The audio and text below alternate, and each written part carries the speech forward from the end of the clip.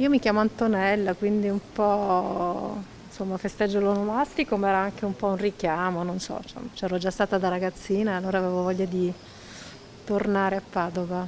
Eravamo d'accordo prima che scoppiasse la pandemia l'anno scorso, allora è stata la prima uscita importante dopo insomma, la chiusura, dopo le varie limitazioni. Pellegrini dall'Italia, come questa coppia di amiche emiliane che hanno scelto il santo per il loro primo viaggio dopo la riapertura, visitatori anche dall'estero come questa giovane studentessa austriaca che sta accompagnando dei familiari.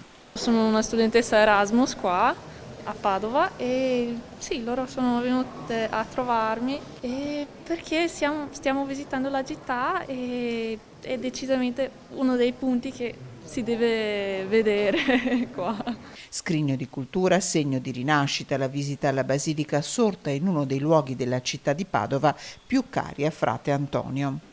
Per rivedere anche forse in un modo nuovo, speriamo d'ora in avanti, futuro, visto che si spera pian piano di uscire.